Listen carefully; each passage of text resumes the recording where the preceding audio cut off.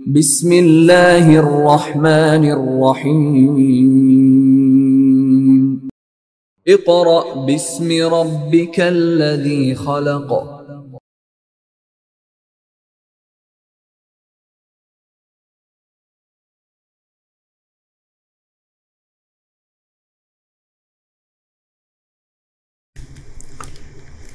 औज़ु बिल्लाहि मिनश्शैतानिर्रजीम। बिस्मिल्लाहिर्रहमानिर्रहीम। मुअज़्ज़ज़ सामीईन, तलबा व तालिबात, गुज़श्ता लेक्चर में हमने पाकिस्तान का ताल्लुक़ इस्लामी कॉन्फ्रेंस तंजीम के मेंबरान के साथ पढ़ा कि पाकिस्तान दुनिया के जिस खित्ते में वाक़या है उसका किन किन ममालिक के साथ ताल्लुक़ है, क्योंकि इस मुल्क में हम पाकिस्तान की ख़ारजा पॉलिसी के बारे में पढ़ रहे हैं और ख़ारजा पॉलिसी में हमने ये बात की थी कि कोई भी मुल्क जब दूसरे ममालिक के साथ अपना ताल्लुक़ जोड़ता है तो उनके दरमियान एक ख़ास पॉलिसी बनती है। उस पॉलिसी को ख़ारजा पॉलिसी कहते हैं। लिहाजा ख़ारजा पॉलिसी जो है उसी के तहत पाकिस्तान के वस्त एशियाई ममालिक जो हैं उनके साथ ताल्लुकात कैसे हैं। अब पहले तो हमें पता चलना चाहिए कि वस्त एशियाई ममालिक हैं कौन कौन से। वस्त एशियाई ममालिक Azerbaijan, Uzbekistan, Tajikistan, Turkmenistan, Kazakhstan और किर्गिज़स्तान, ये वो ममालिक हैं जो रियासतें थीं। किसकी? रूस की। 1991 में 1991 में ये रियासतें मुत्तहिदा रूस से अलहदा हो गई। अब पाकिस्तान के इनके साथ ताल्लुकात क्यों बेहतर हैं? क्योंकि ये रियासतें इस्लामी रियासतें हैं जहाँ मुसलमान बड़ी तादाद में बसते हैं। लिहाजा जब ये रियासतें 1991 में अलहदा हुईं तो पाकिस्तान ने इन रियासतों की तरक्की के लिए, इनके मसाइल को हल करने के लिए ख़ासी दिलचस्पी ली, जिसकी वजह से पाकिस्तान का उनके साथ ताल्लुक़ अच्छा हो गया। और दूसरी चीज़ ये भी, अब ये जो रियासतें हैं ये सारी की सारी समंदर से काफ़ी दूर हैं। अब समंदर से दूर होने की वजह से ये रियासतें अपना जितना भी साजो सामान है उसे दुनिया में एक्सपोर्ट करने यानी बरामद करने में इनके पास कोई रास्ता नहीं था, ना ही दुनिया से कुछ इंपोर्ट करने में, दरामद करवाने में इनके पास कोई रास्ता था। लिहाजा इन रियासतों ने पाकिस्तान के साथ अपना ताल्लुक़ जोड़ा ताकि पाकिस्तान की जो पोर्ट है उसको इस्तेमाल करके ये अपने साजो सामान को दूसरे ममालिक तक भेजें और उनसे ज़र मुबादला कमा कर अपनी मुल्की ज़रूरियात को पूरा करें। लिहाजा अब इन ममालिक का पाकिस्तान के साथ ताल्लुक़ जुड़ जाना एक अहमियत का हामिल है। दूसरी चीज़, क्योंकि ये रियासतें जब रूस से अलहदा हुई थीं, कोई भी मुल्क जब बनता है तो उसमें बहुत से मसाइल आते हैं। लिहाजा उन मसाइल की वजह से सबसे बड़ा मसला इनको ग़ज़ाई अजनास का था। अब पाकिस्तान एक ज़री मुल्क है, यहाँ ग़ज़ाई अजनास बहुत ज़्यादा मिक़दार में पैदा होती हैं। चावल है, गंदम है या दूसरी चीज़ें जो हैं, इन्होंने ग़ज़ाई अजनास जो हैं वो उनको फ़राहम कर दी ताकि वो लोग अपने आप को बेहतर तरीके से चला सकें।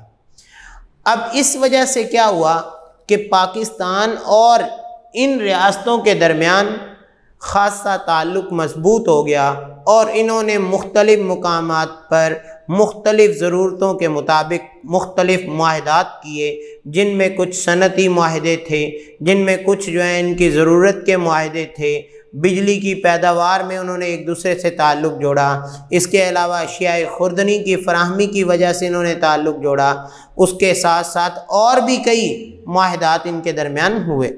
लिहाजा आज हम इन वस्त एशियाई ममालिक के साथ पाकिस्तान के ताल्लुकात के बारे में पढ़ते हैं कि पाकिस्तान ने इनके साथ कौन कौन से ताल्लुक़ जोड़े। तो सबसे पहले हम पढ़ते हैं आज़रबाईजान के बारे में। आज़रबाईजान जो है, अब क्योंकि 1991 में ये रूस से अलहदा हुआ था, तो 1994 में यानी 1994 में इलेक्ट्रॉनिक्स के शोबे में इन दोनों के दरमियान एक मुआहदा हुआ कि इलेक्ट्रॉनिक्स की जितनी भी चीज़ें हैं ये दोनों ममालिक जो हैं एक दूसरे को इंपोर्ट और एक्सपोर्ट करेंगे, जिससे क्या होगा कि इलेक्ट्रॉनिक्स के शोबे में दोनों ममालिक को बहुत ज़्यादा फ़रोग मिलेगा। दूसरी चीज़ क्या है कि आज़रबाईजान जो है उसके लोग तालीम हासिल करना चाहते हैं, लिहाजा उनके जो तलबा हैं वो बहुत बड़ी तादाद में पाकिस्तान की यूनिवर्सिटियों में, दूसरे तालीमी इदारों में ज़ेर तालीम भी हैं।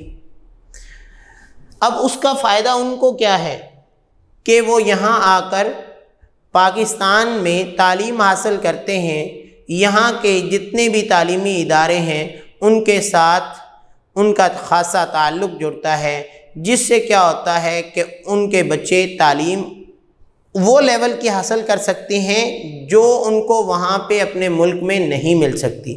दूसरी चीज़, अपना मुल्क उनका क्योंकि हालिया दौर में आज़ाद हुआ, उनकी रियासत, उनके पास इतने वसाइल नहीं हैं कि वो आला तालीम, जैसे अब देखें पाकिस्तान है, पाकिस्तान के बहुत से तलबा जो हैं वो इस वक्त लंदन में, उसके ऑक्सफोर्ड यूनिवर्सिटी में, हार्वर्ड यूनिवर्सिटी में पढ़ने जाते हैं। इस तरह वहाँ के जो हैं वो पाकिस्तान की यूनिवर्सिटियों में भी आते हैं। उसके बाद क्या हुआ कि 2001 में उन लोगों के साथ पाकिस्तान का तेल और गैस का मुआहदा हुआ, क्योंकि आज़रबाईजान के पास तेल के और गैस के वाफर ज़खायर मौजूद हैं। पाकिस्तान ने उनको मज़ीद तेल तलाश करने की मदद में उनके साथ एक मुआहदा किया कि हम आपको मुआशी मदद देते हैं, लिहाजा आप अपने मुल्क से तेल को मज़ीद तलाश करें। और इसके साथ ही पाकिस्तान और आज़रबाईजान के वफूद जो हैं, जो उनके प्रोमिनेंट बंदे हैं, उन्होंने यहाँ के दौरे किए और पाकिस्तान की हुकूमत के चंद प्रोमिनेंट बंदों ने वहाँ पे दौरा किया, जिससे क्या हुआ कि दोनों ममालिक के दरमियान एक बहुत अच्छा ताल्लुक़ कायम हो गया। अब ये क्या है, ये आज़रबाईजान के साथ पाकिस्तान का ताल्लुक़। उसके बाद हम पढ़ते हैं उज़्बेकिस्तान के हवाले से। अब उज़्बेकिस्तान जो है ये भी क्योंकि उसी दौर में 91 में ही ये रियासत एक दूसरे से रूस से अलहदा हुई थी, लिहाजा 91 से आपने देखा 98 तक मुख्तलिफ़ अदवार में नवाज़ शरीफ बेनज़ीर ये दोनों जो हैं वो वज़राए आज़म रहे। यानी नवाज़ शरीफ की हुकूमत ख़त्म हुई तो बेनज़ीर का दौर आ गया, बेनज़ीर की हुकूमत ख़त्म हुई तो नवाज़ शरीफ का दौर आ गया। लिहाजा इन वज़राए आज़म ने भी उज़्बेकिस्तान के दौरे किए। अब उसके साथ साथ वहाँ पे दौरे करने का मकसद एक और भी था। आप लोगों ने बेटा ये बात सुनी होगी, देखा भी होगा, पढ़ा भी होगा। एक मुसलमान होने की हैसियत से कुरान मजीद के बाद हुज़ूर अकरम सल्लल्लाहु अलैहि वसल्लम की अहादीस का सबसे बड़ा मजमुआ किसने इकट्ठा किया था? इमाम बुखारी ने। इमाम बुखारी मुसलमानों के वो मुअज़्ज़ज़ हस्ती हैं जिन्होंने मुसलमानों को आप सल्लल्लाहु अलैहि वसल्लम को इस हद तक मजमुआ कर दिया कि आज वो कुरान पाक के बाद सबसे मुअज़्ज़ज़ किताब अगर समझी जाती है तो वो बुखारी समझी जाती है, जिसमें आप सल्लल्लाहु अलैहि वसल्लम की ऑथेंटिक अहादीस मौजूद हैं। और ज़िंदगी के हर शोबे की अहादीस मौजूद हैं। लिहाजा इमाम बुखारी जो हैं वो वहाँ का ही एक शहर है बुखारा, वहाँ पे उनका मज़ार है जहाँ वो रहते थे। उनकी वजह से पाकिस्तान का उसके साथ बहुत ज़्यादा ताल्लुक़ है। अब पाकिस्तान का उसके साथ ज़्यादा ताल्लुक़ एक मुक़द्दस मुकामात की वजह से, क्योंकि हम लोग मुसलमान हैं और कुरान के बाद हमारा बुखारी जो किताब है इमाम बुखारी की लिखी हुई उस पर यकीन है।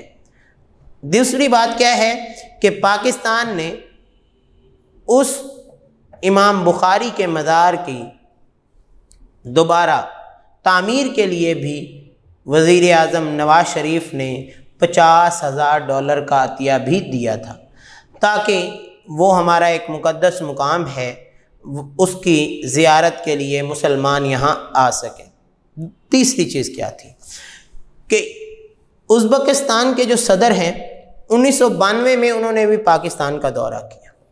इसके साथ साथ उज़्बेकिस्तान की जो एयरवेज़ है उसका दफ्तर पाकिस्तान में कराची में मौजूद है, ताकि अगर एक शख्स ने पाकिस्तान से उज़्बेकिस्तान जाना है तो उसको किसी किस्म की कोई प्रॉब्लम ना क्रिएट हो, और किसी ने वहाँ से आना है तो उसकी टिकट या वहाँ जाने का वीज़ा, ये तमाम चीज़ें जो हैं वो उस मुल्क के साथ वाबस्ता होने की वजह से उसका दफ्तर भी कराची में मौजूद है। इसके साथ साथ अब ये जो उज़्बेकिस्तान है इसके पास क्या है, इसके पास गैस और कोयले की बहुत बड़ी दौलत है, जिस बिना पर ये अपने ज़र मुबादला कमाने के लिए गैस और कोयले को बेचता है। पाकिस्तान ने भी उसके साथ गैस और कोयले पर कई किस्म के मुआहदे किए। उसके साथ साथ पाकिस्तान को पाइपलाइन के ज़रिए गैस की फराहमी का मुआहदा भी इन दोनों ममालिक के दरमियान हो चुका है। वो अलग बात है कि हमारे वज़राए आज़म उस पर अमल दरामद करते हैं या नहीं करते या कर चुके हैं, उसकी तफसील आज तक गवर्नमेंट ने नहीं बताई। लेकिन उज़्बेकिस्तान के साथ पाकिस्तान की गैस पाइपलाइन जो है उसका मुआहदा हो चुका है। ये क्या है कि पाकिस्तान का उज़्बेकिस्तान के साथ ताल्लुक़, वहाँ के दौरे करना, वहाँ के मुअज़्ज़ज़ मुकाम जो है उसकी ज़ियारत करना, उसके अलावा उसको एयरवेज़ के लिए कराची में दफ्तर की जगह देना, फिर उसके साथ गैस की फराहमी के मुआहदे भी किए। उसके बाद बात शुरू होती है ताजिकिस्तान। अब ताजिकिस्तान कौन सा है कि ये इस्लामाबाद से सिर्फ 500 किलोमीटर के फासले पर है। इस्लामाबाद से सिर्फ 500 किलोमीटर के फासले पर ताजिकिस्तान है। लिहाजा यहाँ भी हमारे मुल्क के जितने भी वज़ीर आज़म हैं उन्होंने भी दौरे किए, और ताजिकिस्तान का जो सदर है उन्होंने 1994 में पाकिस्तान का दौरा किया। अब ताजिकिस्तान के पास जो है वो क्या चीज़ वाफर है, वहाँ पे बिजली जो है वो उनकी ज़रूरत से कई गुना ज़्यादा उनके पास है। उन्होंने क्या किया, उन्होंने अपनी ज़ायद बिजली जो है उसको पाकिस्तान को मुहैया करने के लिए उसने पाकिस्तान के साथ मुख्तलिफ़ किस्म के मुआहदे किए। उसके साथ साथ उन्होंने पाकिस्तान में बिजली की पैदावार में कौन सी पन बिजली की जो पैदावार है उसमें सरमायाकारी भी की। अब देखिए एक छोटी सी रियासत है, लेकिन उसने क्या किया, पाकिस्तान के साथ अपना ताल्लुक़ जोड़ने के लिए ये सरमायाकारी की, क्योंकि पाकिस्तान एक ज़रूरी मुल्क है, पाकिस्तान उनको बहुत सी चीज़ें फ़राहम करता है। उसके साथ साथ वो पाकिस्तान से इतना करीब हैं कि वो कोई भी चीज़ पाकिस्तान से इंपोर्ट करवाना चाहें तो वो पाकिस्तान उनको बआसानी फ़राहम कर सकता है। लिहाजा उन्होंने भी पाकिस्तान के साथ बिजली की पैदावार में सरमायाकारी की। उसके बाद बात शुरू होती है तुर्कमानिस्तान। तुर्कमानिस्तान जो है ये भी 91 में अलहदा हुई। ये रियासत जो है एक बड़ी अहमियत की हामिल रियासत है, लेकिन इसमें क्या है, इसके सदर ने जब 94 में पाकिस्तान का दौरा किया तो दोनों ममालिक के दरमियान कई शोबों पर मुआहदे हुए। पाकिस्तान इस मुल्क को अशियाए खुर्दनी की फराहमी करता है। वजह क्या? क्योंकि वहाँ पे अशियाए खुर्दनोश जो हैं वो इतनी ज़्यादा पैदावार में नहीं हो सकते कि वहाँ की आवाम को के लिए काफ़ी हों, लिहाजा वो पाकिस्तान से इसलिए हासिल करता है। पाकिस्तान एक ज़री मुल्क है और पाकिस्तान को फ़ायदा क्या है कि पाकिस्तान अपनी खुर्दनी अशिया जो है उनको फराहम करके उनसे ज़र मुबादला हासिल कर लेता है। इसके अलावा पाकिस्तान ने इन ममालिक के साथ एक और ताल्लुक़ रखा। वो कौन सा ताल्लुक़? कि पाकिस्तान ने इन ममालिक से ये कहा कि जनाब हम आपसे ये नहीं कि आपको चीज़ें दे दी और आपसे पैसा मांगे, बल्कि हम क्या करते हैं, हम आपको चीज़ें देते हैं और उसके बदले में चीज़ें ही लेते हैं, जिसे पुराने दौर में बार्टर सिस्टम कहा जाता था। लिहाजा पाकिस्तान जब उनको ये आसानी होगी कि बजाय इसके कि वो एक बजट, एक अमाउंट पे करें, वो अपनी अशिया जो इनकी उनके पास फ्राहमी जो है वो आसानी से हो सकती है, वाफर मिकदार मौजूद है, वो पाकिस्तान को दे देते हैं। पाकिस्तान जो है उनकी ज़रूरत की चीज़ें उनको फराहम कर देता है। अब बात आती है इसके एक मुआहदे की। वो मुआहदा क्या है? वो मुआहदा तुर्कमेनिस्तान ने पाकिस्तान के साथ 1996 में किया कि कोयटा तक गैस पाइपलाइन बिछाने का वायदा किया कि ये कोयटा तक जो है पाकिस्तान में गैस पाइपलाइन बिछाएगा, क्योंकि इसके पास गैस जो है वो ज़्यादा है, लिहाजा वो गैस जो है वो पाकिस्तान को फराहम करेगा। उसके बाद बारी आती है कज़ाकिस्तान की। अब कज़ाकिस्तान जो है इसका 91 में ये रियासत अलहदा हुई थी, लेकिन उससे पहले ही 90 में ही वज़ीर आज़म नवाज शरीफ ने इसका दौरा किया।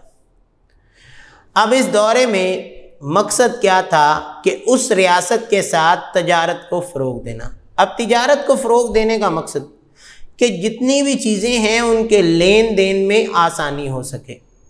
उसके साथ साथ नवाज शरीफ साहब ने उनको सबसे पहला तोहफ़ा क्या दिया कि उन्हें सीमेंट प्लांट जो है वो फ्राहम कर दिया कि वो अपने वहाँ पे सीमेंट प्लांट जो है वो लगाएं और उसकी मदद से अपने मुल्क में सनत को फ़रोग़ दें। लिहाजा उनके सदर ने भी 1992 में 92 में पाकिस्तान का दौरा किया और मुख्तलिफ़ सनतें लगाने में मदद देने के लिए मुतअद्दिद मुआहदात किए। अब उन्होंने क्या किया कि 90 में नवाज शरीफ ने दौरा किया, 92 में उसने पाकिस्तान का दौरा किया कज़ाकिस्तान के सदर ने, और उसने पाकिस्तान से कहा कि वहाँ पे आप मुख्तलिफ़ किस्म की सनतें लगाएं, जिससे क्या होगा, कज़ाकिस्तान की जितनी भी आवाम है उनको रोज़गार मिलेगा और पाकिस्तान को ज़र मुबादला मिलेगा। जब उनको रोज़गार मिलेगा तो उनके लिए ये होगा कि उनकी आवाम खुशहाल होना शुरू हो जाएगी। पाकिस्तान के लिए ये होगा कि पाकिस्तान अगर वहाँ सरमायाकारी करता है तो पाकिस्तान वहाँ से ज़र मुबादला बआसानी कमा सकता है। अब वस्त एशियाई ममालिक में से आखिरी रियासत किर्गिज़िस्तान जो है, इसमें यूरेनियम जो है वो बहुत ज़्यादा है। अब यूरेनियम के इसके पास वसी ज़खायर, लेकिन ज़रूरत किसको है? क्योंकि पाकिस्तान एक एटमी मुल्क है। एटम बम बनाने के लिए यूरेनियम की तो बहुत मिकदार की ज़रूरत है। अब उस एटम बम को बनाने के लिए यूरेनियम की मिकदार जो है वो पाकिस्तान जो है किर्गिज़िस्तान से हासिल करता है। उसके अलावा पाकिस्तान ने उसके साथ ताल्लुकात में गहरी दिलचस्पी बनाई है ताकि ये हमें यूरेनियम फराहम करता रहे और हम अपने एटमी पावर जो है वो और मजबूत करते रहें। अब एटमी हथियार जब पाकिस्तान के साथ मजबूत से मजबूत होंगे तो उनके बैकग्राउंड पे तो पाकिस्तान को ज़रूरत चाहिए ना, लिहाजा वो यूरेनियम वो किससे हासिल करता है? किर्गिज़िस्तान से।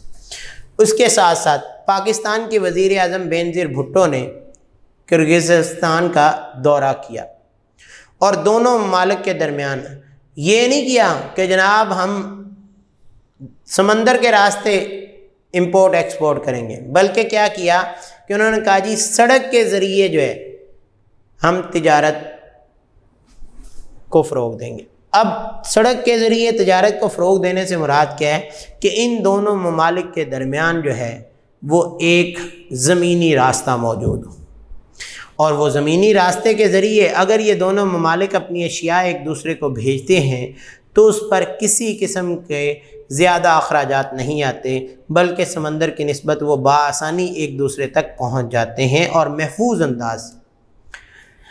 इन वस्त एशियाई ममालिक जो हैं इनके साथ पाकिस्तान ने ताल्लुकात हर मामले में जोड़े। अब ये एक रियासत नहीं 6 रियासतें थीं, और इनके अलहदा होते ही इनके पास तो कुछ नहीं था। जैसे पाकिस्तान जब बना 1947 में, तो पाकिस्तान को बहुत सी मुश्किलात का सामना था, लिहाजा कायदे आज़म ने आवाम को तकारीर के ज़रिए हौसला दिया और आवाम ने मेहनत की और वक्तन फ़वक्तन तमाम चीज़ें जो हैं वो अपने मुकाम तक पहुँची। इसी तरह ये रियासतें भी जब रूस से आज़ाद हुई थीं तो तब इनको बहुत से मसाइल का सामना था। उस सूरत में पाकिस्तान ने इन रियासतों का ज़्यादा साथ दिया। पाकिस्तान ने जैसे ये रियासतें आज़ाद हुई, क्योंकि ये इस्लामी रियासतें थीं, तो पाकिस्तान इन तमाम इस्लामी रियासतों के साथ अच्छे ताल्लुक़ इस्तवार कर रहा था।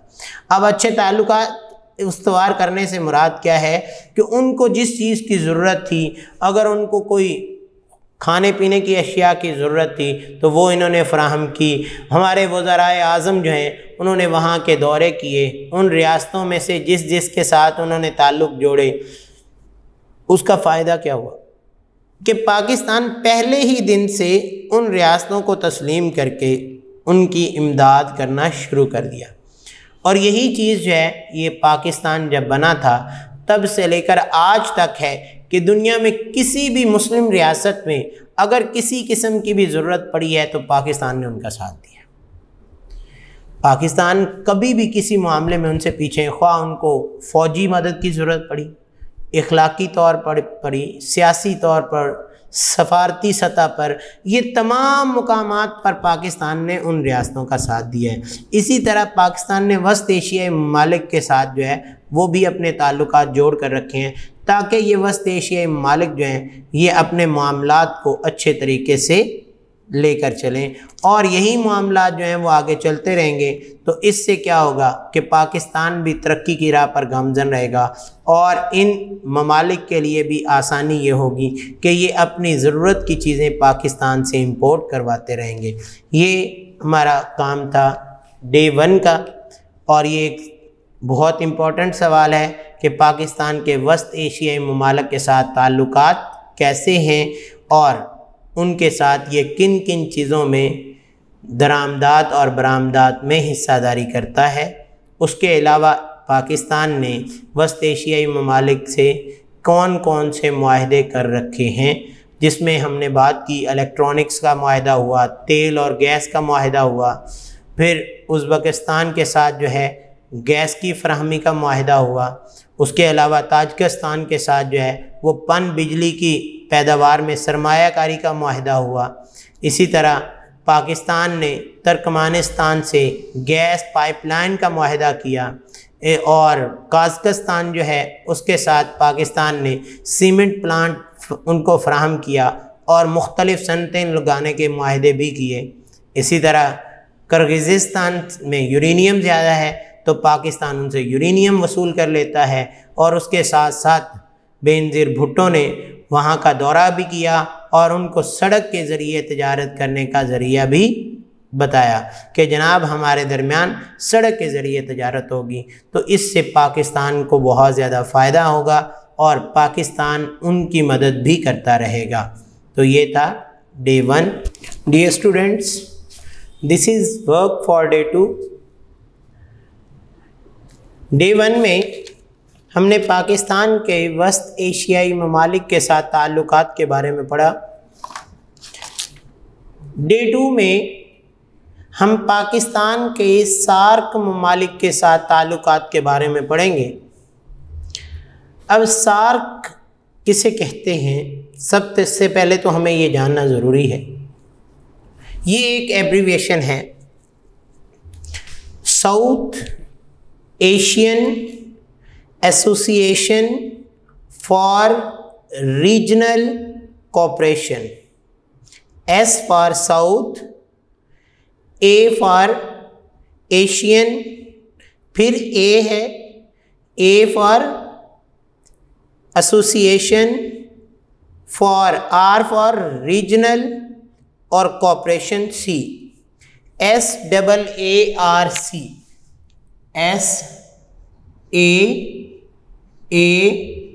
SAARC। ये क्या है? सार्क। अब इससे मुराद क्या है? ये एक तंजीम बनाई गई जिसमें 8 ममालिक जो हैं वो इसके रुकन ममालिक हैं। अब सबसे पहले तो हम ये बात समझेंगे कि ये तंजीम बनाई क्यों गई थी। जब पाकिस्तान से 1971 में बांग्लादेश अलहदा हुआ तो उसके बाद 1972 के थोड़े ही वक्फे बाद 1974 में पाकिस्तान ने बांग्लादेश को तस्लीम कर लिया कि भी बांग्लादेश एक अलग से एक इस्लामी मुल्क है, लिहाजा वो अपने तमाम उमूर अपने तरीके से चला सकता है। अब इस दौरानिए में बांग्लादेश के साबका वज़ीर आज़म जनाब ज़ियाउर रहमान ने 1980 में एक तजवीज़ पेश की, अपना ख़याल, अपना तसव्वुर दिया कि जनाब हम जितने ममालिक एक दूसरे के साथ हैं हमारे दरमियान बामी हम आहंगी होनी चाहिए, हमारे दरमियान एक दूसरे के साथ ताल्लुक़, एक दूसरे के साथ मदद, एक दूसरे का तामुन, ये वाबस्ता होना चाहिए। लिहाजा बजाय इसके कि हम तमाम ममालिक एक दूसरे से लड़े झगड़े या एक दूसरे के साथ ताल्लुकात कायम किए बगैर अपने मुल्क को लेकर आगे चलें, हमें एक दूसरे के तामुन की ज़रूरत होती है। इसलिए ये 8 ममालिक ने मिलकर 1985 में सार्क को कायम किया, यानी एक तंजीम बनाई जिसका नाम क्या रखा गया? SAARC, south Asian Association for Regional cooperation. अब इस तंजीम में कौन कौन से ममालिक हैं? पाकिस्तान, भारत, बांग्लादेश, श्रीलंका, नेपाल, मालदीव, भूटान और अफ़गानिस्तान। ये 8 ममालिक जो हैं वो इस सार्क के हिस्सा में हैं, यानी इस तंजीम के रुकन ममालिक कहलाते हैं। अब इस तंजीम ने जब अपनी हतमी शक्ल ली, अब इसकी हतमी शक्ल कहाँ पे हुई थी? इसकी हतमी शक्ल जो है वो इसके शहर मुल्क भूटान में हुई थी। भूटान में जब इसकी कॉन्फ्रेंस हुई तो सार्क को एक हतमी शक्ल दे दी गई कि ये तंजीम इंटरनेशनल लेवल पर तमाम ममालिक के दरमियान ताल्लुकात कायम करने में मदद करेगी। लिहाजा कोई भी तंजीम जब बनती है तो उसके चंद एक बुनियादी मकासद रखे जाते हैं। नो डाउट इसका सबसे अहम मकसद यही था कि ममालिक के दरमियान ताल्लुक़ कायम हो। अब उस तामुन में क्या क्या चीज़ें शामिल हैं कि ममालिक एक दूसरे के साथ जब ताल्लुक़ रखेंगे तो उस ताल्लुक़ में इनके दरमियान ख़ुद इन्हिसारी बढ़ेगी, इनके दरमियान इज्तिमाई खुद इन्हिसारी बढ़ेगी तो ये पहले से ज़्यादा मजबूत हो जाएंगे। उसके साथ साथ इन ममालिक के दरमियान मुआशी, सकाफ़ती, टेक्नोलॉजी और साइंसी मैदानों में बाहमी तावन और मदद को फ़रोग़ देना। उसके बाद बाहमी दिलचस्पी के मौज़ूआत पर मुश्तरका मौक़िफ़ इख्तियार करना कि जब ज़्यादा ममालिक जो हैं वो एक ही मौजू पर अपने तसव्वुरात पेश कर रहे होंगे तो हमारा तसव्वुर भी उनके साथ एक होगा। अब उसके बाद इन ममालिक के दरमियान 11 शोबों का तयन किया गया कि ये शोबे हैं, इन शोबों में ये ममालिक एक दूसरे के साथ तामुन करेंगे। वो कौन कौन से शोबे थे? Number 1 telecommunication, number 2 metrology, number 3 transport, number 4 जहाज़। अब ये जहाज़ रानी जो है वो एक अलग शोबा है। नंबर 5 सियाहत, नंबर 6 ज़री तहकीक, नंबर 7 मुश्तरका बाहमी मंसूबों को फ़रोग देना, नंबर 8 साइंसी, नंबर 9 तकनीकी और 10 तालीमी मैदान और उसके अलावा फ़ज़ाई मैदान। अब इन तमाम 11 शोबों में इन तमाम ममालिक यानी 8 ममालिक के दरमियान ये तयन किया गया कि ये 8 ममालिक जो हैं इन शोबों में एक दूसरे का तामुन हासिल कर भी सकते हैं और जब किसी मुल्क को ज़रूरत होगी तो ये इसे तामुन देंगे भी। इसके बाद इन्होंने क्या किया? अब एक चीज़ होती है कि सिर्फ आप वर्किंग करी जा रहे हैं, जैसे कि एजुकेशन में आप भी बुक्स खोल के बैठे हैं, दिन रात बुक्स का काम कर रहे हैं, नहीं, उसके साथ साथ क्या होता है, कुछ रिफ़्रेशमेंट के लिए भी चीज़ें होती हैं। अब मुल्की तौर पर रिफ़्रेशमेंट क्या है कि मुल्कों के दरमियान आपस में खेलों का इनेकाद करवाया गया। खेलों से लोग एक दूसरे के बहुत ज़्यादा करीब होते हैं। आज भी देखें, क्रिकेट मैच हो या फुटबॉल हॉकी मैच हो तो आप आवाम को देखते हैं कि ऑडियंस किस लेवल पर एक दूसरे के साथ जो है वो अट्रैक्शन रखते हैं।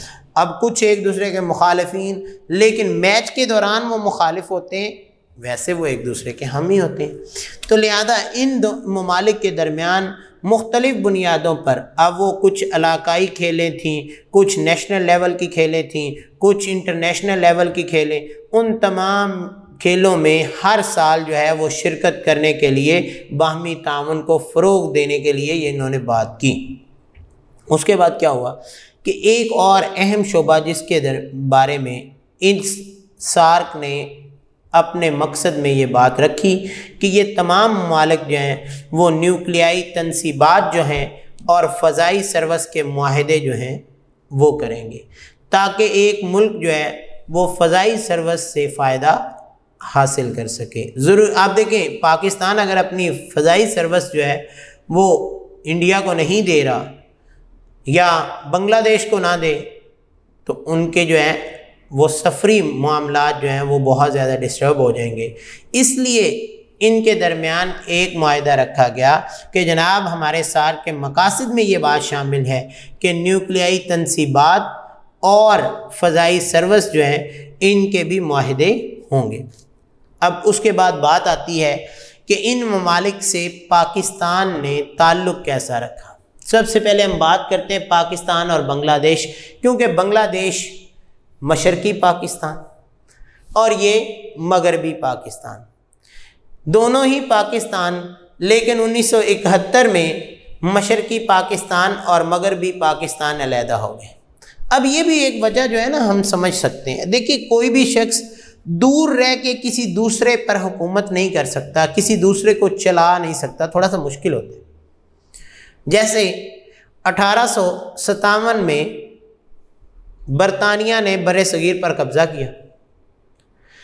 अब उन्होंने कब्ज़ा कर तो लिया, लेकिन उन्होंने देखा कि हम बरतानिया में बैठे जो है वो बरे सगीर के लोगों पर हुकूमत कैसे कर सकते हैं। उन्होंने अपनी तमाम तगदो करने के बावजूद ये बात समझ ली कि इन पर हुकूमत करना हमारे लिए ज़्यादा देर तक बस की बात नहीं, लेकिन उन्होंने 1 सदी भी हुकूमत किए बगैर वक्तन फ़वक्तन ममालिक को अलहदा करते करते, जिसमें से भारत को अलहदा कर दिया, पाकिस्तान को अलहदा कर दिया, इसी तरह फिर बाद में उसमें बांग्लादेश, यानी बरे सगीर के जितने भी ममालिक हैं इनको अलग करते करते आखिरकार बरतानिया यहाँ से वापस चला गया। इसी तरह जब पाकिस्तान बना था तो अंग्रेज़ों ने हिंदुओं की चाल पर चलते हुए पाकिस्तान को एक हिस्सा बांग्लादेश का दे दिया और बाकी ये चारों सूबे अलहदा थे।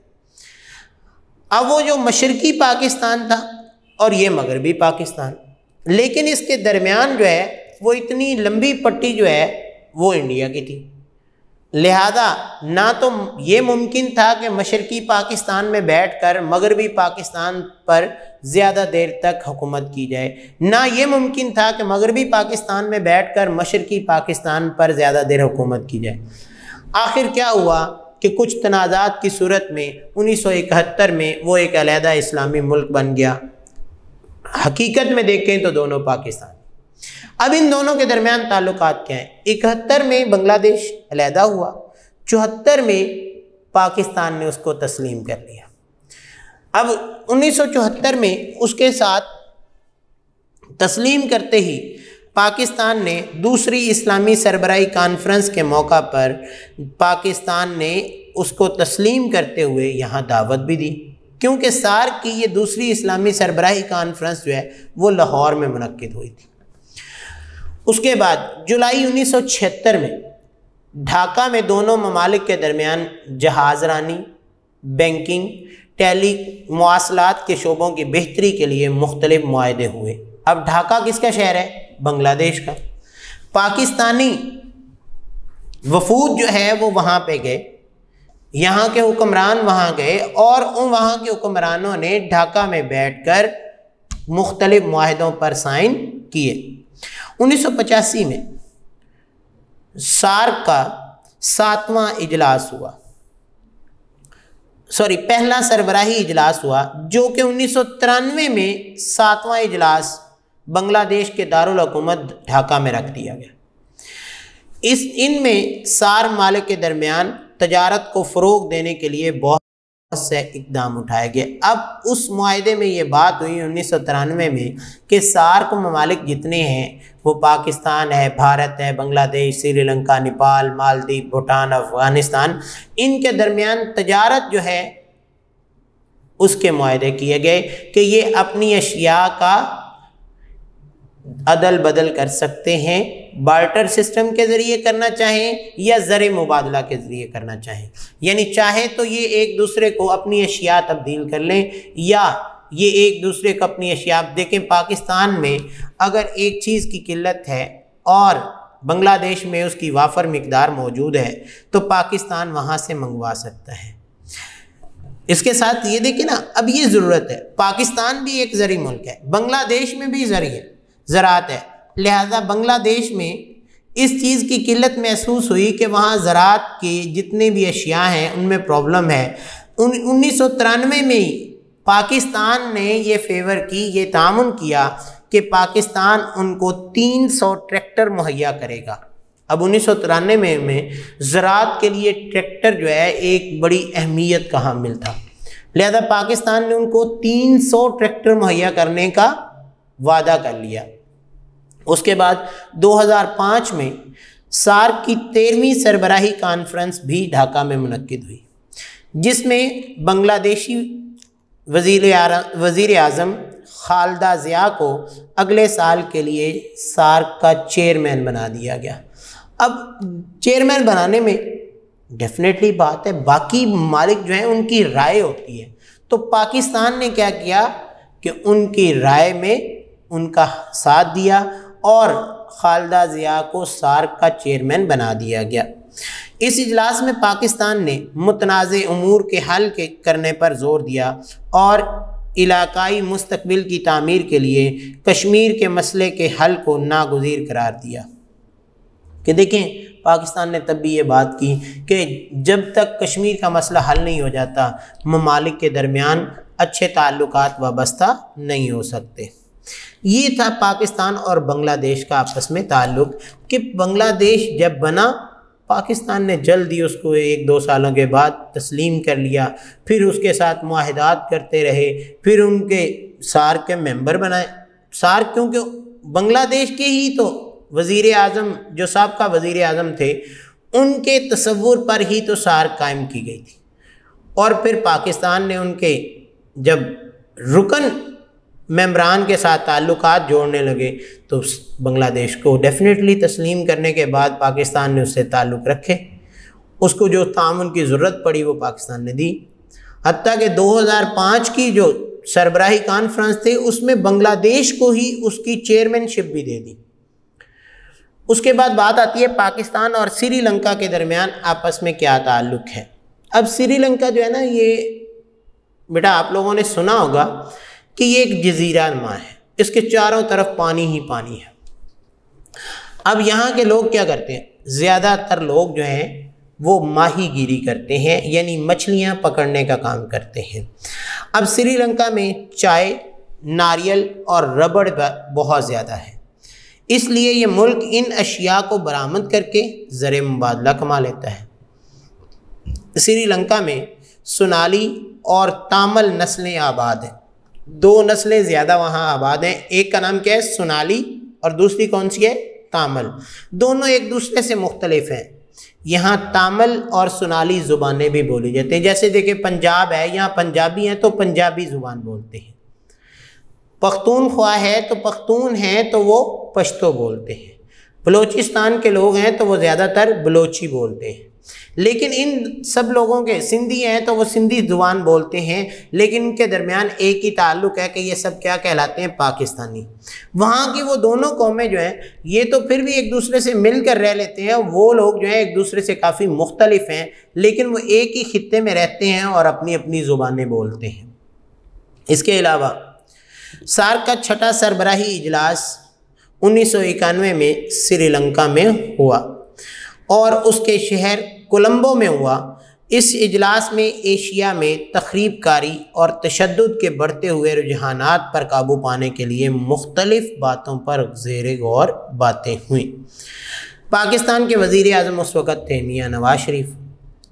उन्होंने इस खित्ते में पायदार अमन के क़याम के लिए अक़वाम मुत्तहिदा के चार्टर की पाबंदी और एटमी हथियारों के ख़ात्मे की तजावीज़ दी।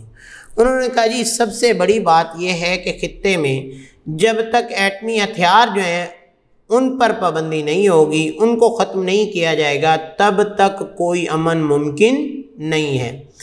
1998 में सार्क का 10वां सरबराही इजलास श्रीलंका के दारुल हुकूमत कोलंबो में दोबारा मुनक्किद हुआ, जिसमें सार्क ममालिक ने गुर्बत के ख़ात्मे और बाहमी ताउन को फ़रोग़ देने पर ज़ोर दिया। अब गुर्बत के ख़ात्मा कैसे हो सकता है, जब एक मुल्क जो है उसमें किसी किस्म की रोज़गार हासिल करने के लिए कोई मौक़े नहीं होंगे तो वहाँ लोग गरीब होना शुरू हो जाएंगे।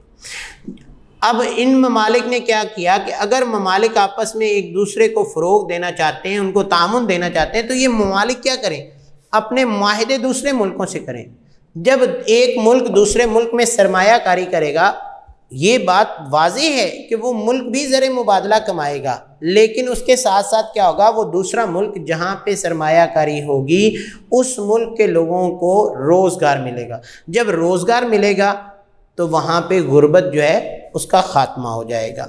2010 में पाक श्रीलंका तजारत का मुआहदा हुआ और इसके तहत दोनों ममालिक ने दो तरफ़ा तजारत को मज़ीद बढ़ाने पर इत्तेफाक किया कि दोनों ममालिक जो हैं आपस में तजारत को बढ़ाएं, तजारती अशिया के लेन देन को बढ़ाएं, जिससे क्या होगा कि श्रीलंका के लोग जो हैं वो अपनी ज़रूरत की चीज़ें मंगवा सकते हैं पाकिस्तान के भी, और उससे एक दूसरे मुल्क की मदद भी होगी और उसके ज़र मुबादला में इजाफ़ा भी होगा।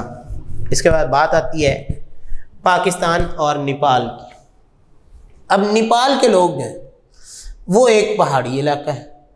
जैसे हमने बात की कि श्रीलंका जो है वो एक जजीरा नुमा है जिसके चारों तरफ पानी है, तो नेपाल जो है एक पहाड़ी इलाका है। लिहाजा इस मुल्क की आमदन का सबसे बड़ा ज़रिया सियाहत है। अब कौन बताएगा सियाहत क्यों ज़रूरी है? क्योंकि वहाँ पे दुनिया की सबसे बड़ी चोटी, जिसको हम क्या कहते हैं, माउंट एवरेस्ट कहते हैं, माउंट एवरेस्ट नेपाल में वाक़या है। और जैसे K2 पाकिस्तान में है तो माउंट एवरेस्ट नेपाल में है। तो दुनिया के बहुत ज़्यादा लोग जो हैं वो सियाहत के लिए नेपाल का रुख करते हैं। पाकिस्तान इंतहाई खूबसूरत मुल्क है। यहाँ पे क्योंकि मैदान भी है, पंजाब सारा मैदानी इलाका है, जबकि अगर हम खैबर पख्तूनख्वा की बात करें तो उसमें पहाड़ी इलाके हैं। तो पाकिस्तान में जो पहाड़ी इलाके हैं वो इंतहाई खूबसूरत है। अब उन्हीं में ही हमारा केटू भी शामिल है कि केटू की पट्टी जो है वो भी सियाहत के लिए बड़ी अहमियत की हामिल है। 1987 में सार्क का तीसरा सरबराही इजलास नेपाल के दारुल हुकूमत खटमंडू में हुआ। अब खटमंडू में जब ये मुनक्किद हुआ तो इस इजलास में ये बात खुलकर सामने आ गई कि भारत के अलावा बाकी 7 ममालिक के दरमियान मुकम्मल तौर पर हम फिक्री और हम आहंगी पाई जाती है। सिर्फ भारत ऐसा है जो दरमियान में अपने तसव्वुरात कायम रखते हैं। लिहाजा सार्क ममालिक में खुराक के बहरान के मुकाबले के लिए मुख्तलिफ इक़दामात पर इत्तेफाक भी किया गया। अब ये देखें, भारत जो है उसके साथ पाकिस्तान के ताल्लुकात शुरू से ही आप देखते आ रहे हैं मुतनाज़े हैं। उसने हो सकता है अभी तक भी पाकिस्तान को तस्लीम ना किया हो, लेकिन मजबूरन क्योंकि पाकिस्तान दुनिया के नक्शे पर है तो उनको ये बात तस्लीम करनी पड़ती है कि पाकिस्तान भी एक मुल्क है। लिहाजा भारत जो है वो शुरू से इन तमाम मामलात में अपने आप को सीरियस नहीं समझता था। इस वजह से उसके दरमियान मुकम्मल तौर पर हम फिक्री और हम आहंगी नहीं पाई जाती। 2002 में सार्क की 11वीं सरबराही कॉन्फ्रेंस भी नेपाल में मुनक्किद हुई और इस इजलास में इक़्तिसादी ताउन, गुर्बत के ख़ात्मे, सेहत और माहौलियात के ताउन में, ख़ास तौर पर दहशत गर्दी के ख़ात्मे में करारदाद पास भी की। कि देखें 2002 में क्योंकि दुनिया जो है वो सारी की सारी दहशत गर्दी की ज़द में आ चुकी थी। अब दहशत गर्दी की वजह से क्या हो रहा था कि माहौलियाती ताउन भी डिस्टर्ब हो रहा था, सेहत के भी बहुत ज़्यादा मसाइल पैदा हो चुके थे और गुर्बत तो इंतहा की छा गई। इस वजह से इनके दरमियान जब ये बात हुई तो उसमें यही बात तय पाई कि जनाब तमाम ममालिक जो हैं वो गुर्बत, सेहत, माहौलियाती ताउन, इत्तलाआत और समाजी तरक्की के लिए और ख़ास तौर पर दहशत गर्दी के ख़ात्मे के लिए एक दूसरे के साथ ताउन करेंगे।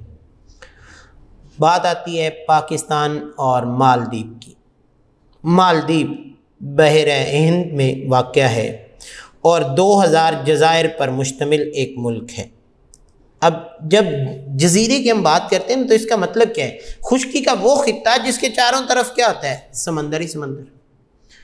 अब मालदीव के चारों तरफ क्या है? समंदर। वहाँ के लोग भी क्या करते हैं? माहीगीरी। वो मछलियाँ पकड़ते हैं और उससे अपना ज़र मुबादला कमाते हैं, अपनी रोज़ी रोटी कमाते हैं।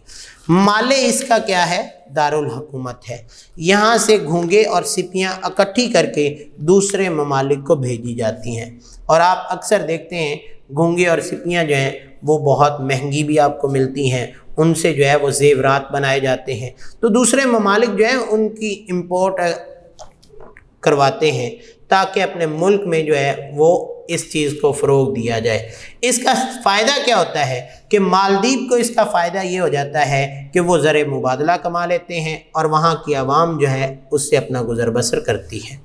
1990 में सार्क की 5वीं सरबराही कॉन्फ्रेंस मालदीव के दारुल हुकूमत माले में मुनक्किद हुई और मेज़बानी के फ़राइज़ मालदीव के सदर ने अदा किए। पाकिस्तानी वफ़द की क़यादत वज़ीर आज़म नवाज शरीफ ने की। कुवैत से इराक़ की फ़ौज की वापसी और स्मगलिंग की रोकथाम पर ज़ोर दिया गया कि कुवैत से जो इराक़ की फ़ौज की वापस और स्मगलिंग का मामला है उसको हल किया जाए। इससे क्या होगा कि इससे मालदीव को बहुत ज़्यादा फ़ायदा मिल रहा था। उसके बाद पाकिस्तान और भूटान के दरमियान, ये आपका बहुत अहम क्वेश्चन है। 10वां आपका शॉर्ट क्वेश्चन यही है कि भूटान का तारुफ बयान करें। तो आप लिखेंगे भूटान एक पहाड़ी मुल्क है। भूटान क्या है? एक पहाड़ी मुल्क है। इसके दारुल हुकूमत का नाम थम्फू है, थे मीम फे वाओ थम्फू, जो कि दरियाए थम्फू के किनारे आबाद है। जैसे देखें लाहौर है, ये दरियाए रावी के किनारे है। इसी तरह उसके दरियाए थम्फू के किनारे उसका दारुल हुकूमत थम्फू है। यहाँ के अवाम का ताल्लुक़ मंगोल कबाइल से है और मंगोल जो है वो उस दौर के एक मशहूर कबाइल में से एक कबाइल थे, जो कि उस पाकिस्तान के अलावा दूसरे लोग भी उन लोगों को जंगजुओं में समझते हैं। भूटान में जंगलात ज़्यादा हैं। अब जंगलात की वजह से लोग क्या करते हैं, लकड़ियाँ काटते हैं, अपनी रोज़ी रोटी कमाते हैं। ज़्यादातर आबादी वादियों में रहती है, यानी पहाड़ी इलाके हैं। अब दो पहाड़ों के दरमियान जो एक वादी है वहाँ पे कुछ लोग रहना शुरू हो गए, कुछ अगली दो पहाड़ियों के दरमियान कुछ आगे, यानी छोटी छोटी वादियों में वो लोग रह रहे हैं। अब जो लोग पहाड़ों पे रहते हैं उनका सबसे अहम शोबा क्या होता है, भेड़ बकरियां पालना। अब भेड़ बकरियां पालना जो है ये भूटान का एक अहम पेशा है। भूटान की सरकारी ज़ुबान जोंगा है। सार्क के दायरा कार के लिहाज से पाकिस्तान के भूटान के साथ काफ़ी करीबी ताल्लुकात उस्तवार हो चुके हैं। अब 1985 में सार्क की तश्कील का हतमी खाका थम्फू यानी भूटान में तामीर किया गया। और ये बात मैंने शुरू में की थी कि पाकिस्तान जब सार्क ममालिक की मुकम्मल तंजीम बन रही थी तो उसकी हतमी तश्कील जो है वो सार्क की भूटान में हुई थी। और भूटान के उस वक़्त जो दारुल हुकूमत थम्फू था उसमें इसकी तश्कील हुई, जिसकी बिना पर क्या हुआ कि ये सार्क मुकम्मल तौर पर एक तंजीम बन गई। इसके तमाम मकासद लिखे गए, इसके क़याम से लेकर इसके तमाम मकासद को पूरे करने तक तमाम बातें रिटन फॉर्म में आ गई और इसके मेंबरान जो अरकान हैं उनको भी इस चीज़ का इल्म हो गया कि हम एक ऐसी तंजीम का हिस्सा बन चुके हैं जो तंजीम क्या है, मुल्कों के दरमियान बाहमी ताउन कायम करेगी। और वो बाहमी ताउन जो कोऑपरेशन है उससे क्या होगा कि तमाम मुल्क जो हैं वो तरक्की की राह पर गामज़न होंगे। और जब तरक्की की राह पर गामज़न होंगे तो तमाम मुल्क पहले से ज़्यादा बेहतर तौर पर दुनिया में सर्वाइव कर सकेंगे। तो ये था क्वेश्चन हमारा पाकिस्तान के सार ममालिक के साथ ताल्लुकात और सार ममालिक ने आपस में जो जो मुआहदे किए उनके बारे में हमने पढ़ा। कोई भी मसला हो बेटा आप मुझसे शेयर कीजिएगा, इंशाअल्लाह हम आपको मुकम्मल इंफॉर्मेशन फ़राहम करेंगे। आज के लिए इजाज़त चाहता हूँ। अल्लाह हाफ़िज़।